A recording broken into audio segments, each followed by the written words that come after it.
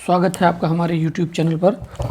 आज हम बात करेंगे कि किस तरह से एक पद होता है। थोड़ा सा टॉपिक डिफरेंट है। आज बात कर रहे हैं पीसीएस संवर्ग के कुछ पदों की, क्योंकि हालिया प्रकरण बलिया से संबंधित है। बलिया जिले जो यूपी में है, वहाँ पर एक यूपी बोर्ड का पेपर आउट हुआ। ठीक, बड़ा मुद्दा है, सब जान रहे हैं। तो जब ये पेपर आउट हुआ तो इस पर एक अधिकारी पर दोष आ रहा है, वो कहते हैं DIOS। इसका जो फुल फॉर्म होता है उसके कहते हैं जिला विद्यालय निरीक्षक। तो बहुत सारे कुछ बच्चों ने हमसे मांग की, हमसे कहा कि सर ये कैसे बनते हैं, ये कहाँ से बन के आते हैं, कैसे रिक्रूट होता है, क्या इनकी योग्यता होती है, क्या चयन प्रक्रिया होती है, कौन सी परीक्षाएं पास करते हैं। तो हम आज इसी विषय पर बात करने जा रहे हैं। तो देखिए, पहली बात है कि हम आपको यहाँ से ये समझा दें कि जो DIOS है, समझते जाइएगा, इंटरेस्टिंग टॉपिक है। जो बच्चे तैयारी कर रहे हैं ये उनके लिए ज़रूरी है कि वो जान पाएँ। आगे हम इस तरह की कई सारी वीडियो लाएंगे भी, जिस पर हम बात करेंगे कि कैसे इनका चयन होता है, कैसे अन्य सारे पद, जैसे पीसीएस जो वैकेंसी निकालती है तो उस पर शुरुआती पोस्ट होती है SDM की, फिर डिप्टी SP की, ARTO की। तो इस तरीके से कुछ पद BSA के होते हैं। BSA होता है उसमें एक पद, उसको कहते हैं जिला बेसिक शिक्षा अधिकारी। बेसिक शिक्षा अधिकारी ये भी पद पीसीएस का ही है, प्रॉपर पीसीएस का पद है। लेकिन जैसे ये सेलेक्ट हो जाते हैं ये लोग, तो इस पद के लिए ये संवर्ग अलग है। जैसे जो डिप्टी SP का संवर्ग होता है, डिप्टी SP वो कहते हैं PPS, प्रोविंशियल पुलिस सर्विस। ये CO सर्किल के अधिकारी के ऊपर हो जाता है कि ठीक है, ये पुलिस का कैडर अलग है। उसी तरह से शिक्षा विभाग का भी एक कैडर बना हुआ है। बहुत सारे प्राइमरी टीचर्स हैं, हमारे मित्र हैं, और उनको ये नहीं पता है कि ये BSA कैसे आते हैं। उनको तो मतलब BO के बारे में बहुत सारी जानकारी नहीं होती कि BO कौन होते हैं, BO क्या हैं, ये BO पद कैसे बना। चूँकि पिछले साल 1-2 साल पहले इसकी परीक्षा हुई तो बहुत सारे लोग इससे परिचित हो गए कि BO क्या है। नहीं, BO के बारे में जानकारी नहीं थी। BSA तो अभी भी उनके लिए पहली ही है कि BSA कहाँ से आ जाता है, इसके बाद वो कहाँ चला जाता है, डायरेक्ट चला जाता है। हम इस पूरे प्रकरण को आपको समझाने की कोशिश कर रहे हैं कि कैसे इनका चयन होता है। तो देखिए, पीसीएस का जब भी विज्ञापन आता है, एक चीज़ और क्लियर कर दें, जैसे यहाँ पे हमने ये CO का PPS बताया, तो जैसे ही परीक्षा होगी पीसीएस की, जो परीक्षा होती है, आपके चयन के उपरांत अगर उस पर जिला बेसिक शिक्षा अधिकारी का के पद पर आपका चयन होता है तो उनका कैडर कहलाता है PES। ये एक अलग संवर्ग है सेवा का, प्रोविंशियल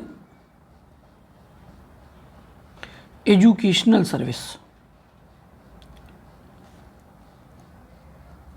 ठीक है, ये PES होते हैं। जो भी ये PCS नहीं होते हैं ये लोग, ये PES हो। परीक्षा एक ही है।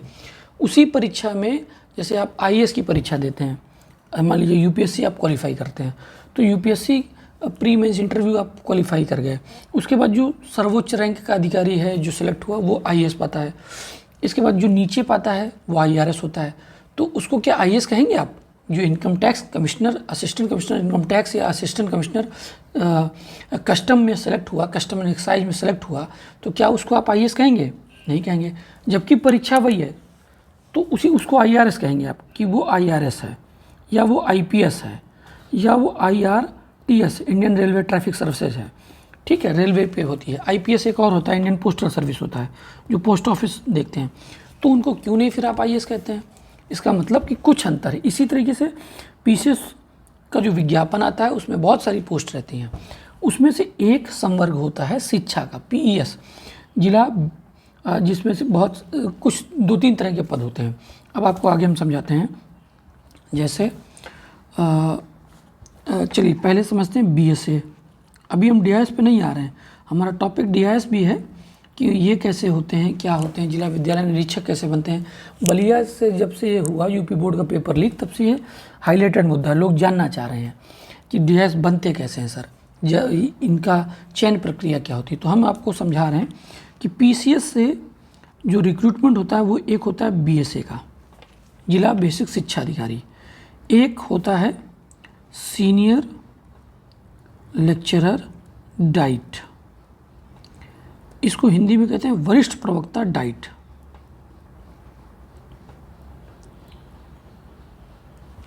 एक होता है एसोसिएट डीआईओएस।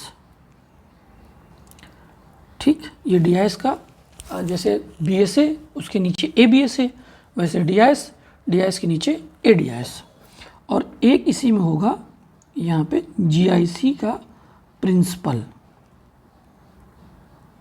ठीक,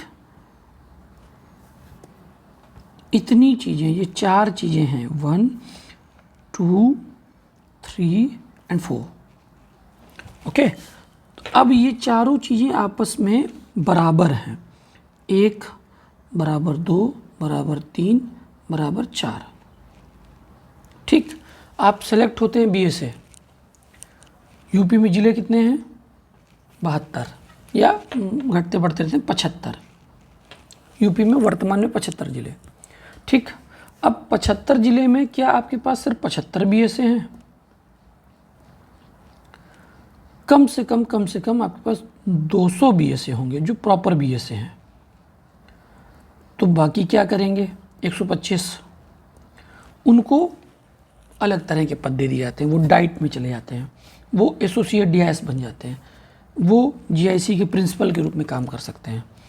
जैसे आप समझिए कि यूपी में अगर 75 ज़िले, ये लोग कहेंगे ऐसा कैसे सर, हम तो सेलेक्ट किए हुए हैं। अच्छा, आप सेलेक्ट किए हुए हैं, यूपी में 75 ज़िले हैं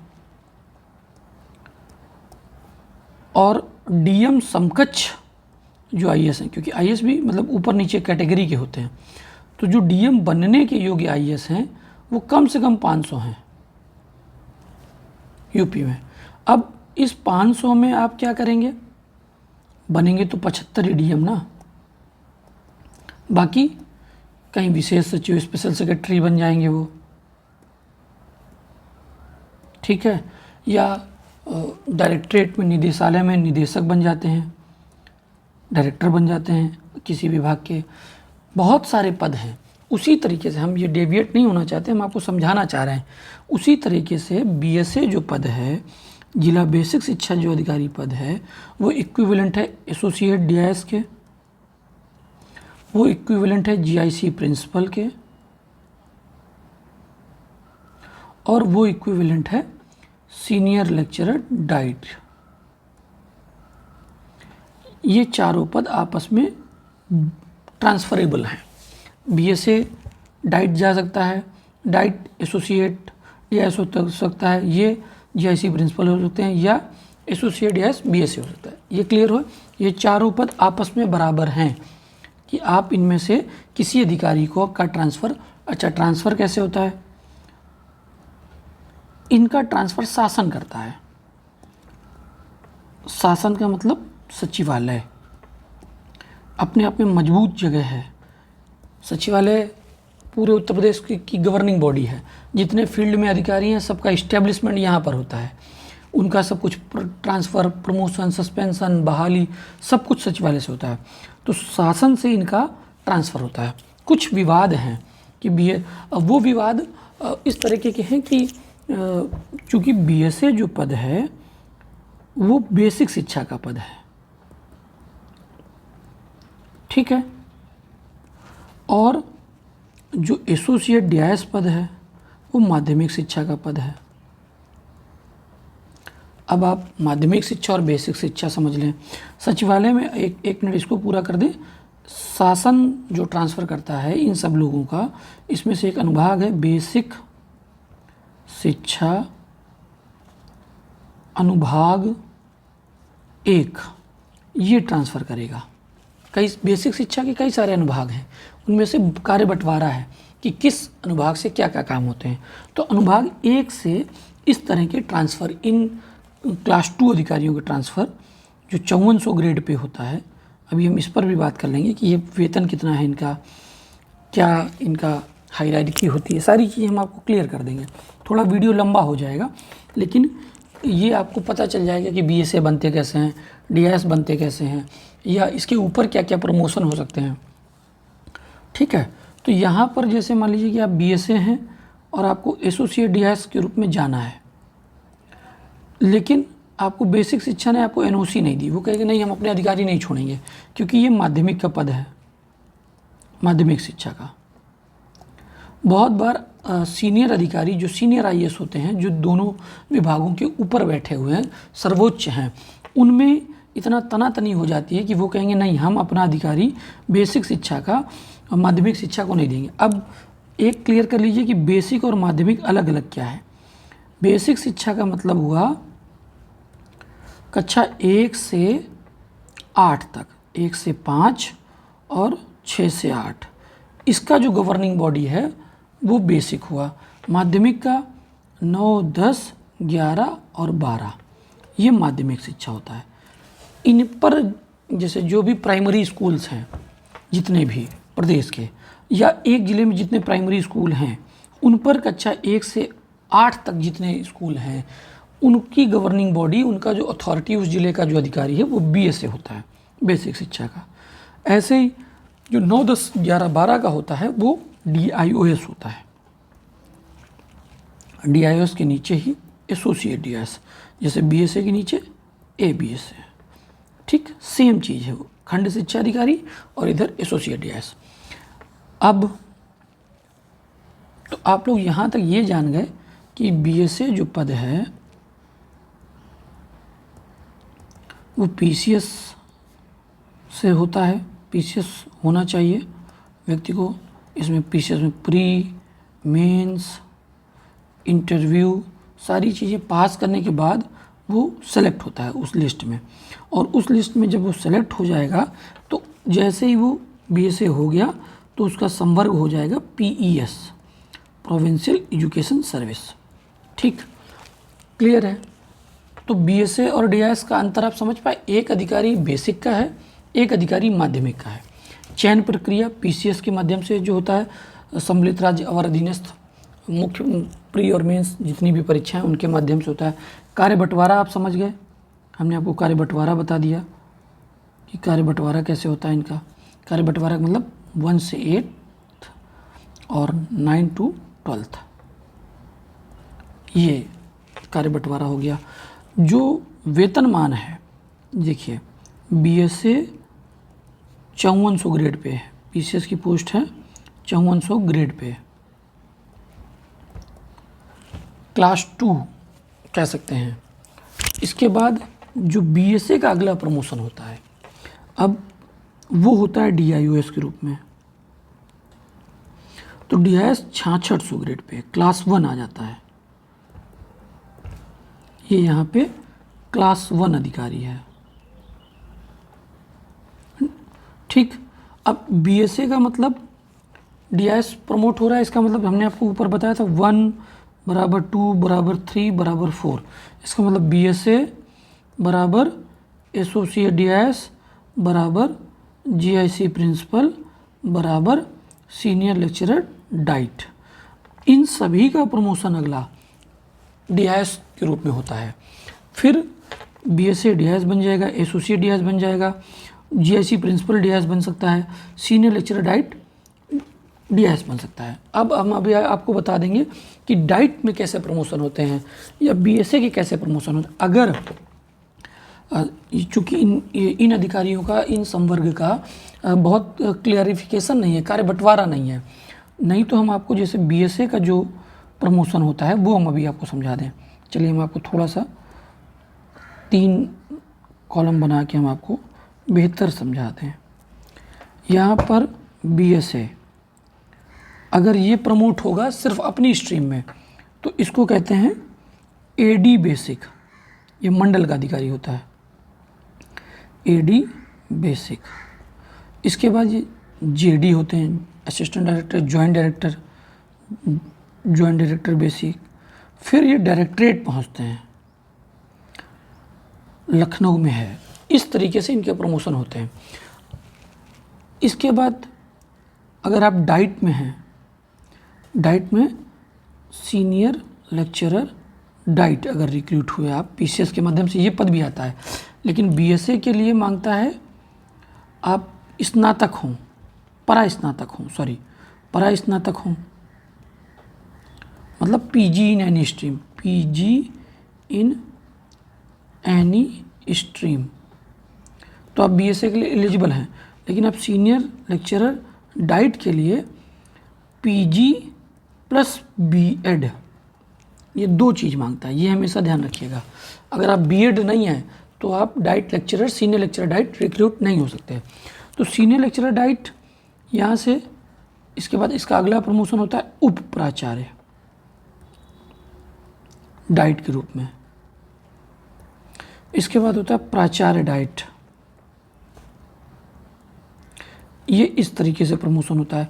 लेकिन यही जो उप प्राचार्य है ये हो गया डीआईओएस के समकक्ष तुरंत, क्योंकि सीनियर लेक्चरर डाइट बराबर बीएसए, बीएसए का अगला प्रमोशन डीआईओएस, तो सीनियर लेक्चरर डाइट का अगला प्रमोशन उप प्राचार्य डाइट। ये आपस में बहुत घालमेल है, समझने में बहुत कठिन है। जो मतलब प्राइमरी टीचर्स हैं, माध्यमिक के टीचर्स हैं, बहुत बार उनको समझ में नहीं आता कि ये अभी तो बीएसए थे, 2 साल बाद ये डीआईएस के रूप में यहीं पे आ गए, कुछ साल पहले ये एडी बेसिक थे, फिर ये डीआईएस हो गए। तो उनको मतलब ना दिमाग बहुत बार समझ में नहीं आता कि कैसे अधिकारी हैं कि घूम घूम के उसी ज़िले में या आसी पास किस तरह से काम करते हैं। ये आपको क्लियर हो गया। बीएसए डीआईएस हमने इनका प्रमोशन बता दिया कि किस तरह से ये प्रमोट होते हैं, क्या इनकी योग्यता है हमने वो बता दिया आपको।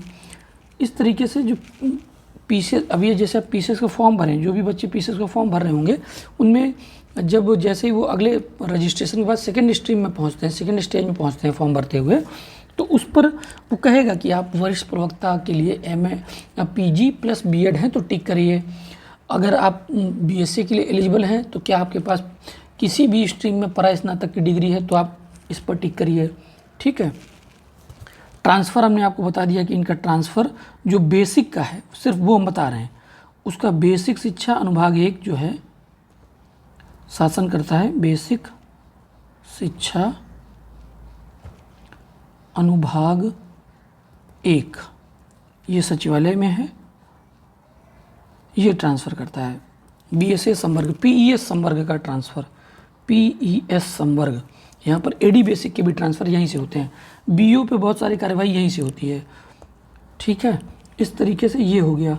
अब हमने आपको ये भी बता दिया।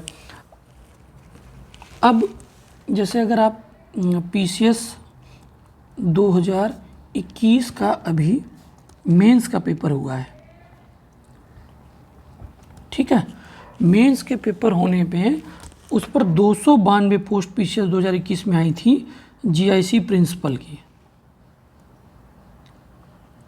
ठीक, अगर आपकी शासन में बहुत अच्छी पकड़ है और आप जीआईसी प्रिंसिपल सेलेक्ट हो गए हैं और आप ठीक ठाक टच में हैं उच्च अधिकारियों से, अपने शासन में आप कार्य आपका अच्छा है जीआईसी प्रिंसिपल के रूप में, तो आप बीएसए बन सकते हैं।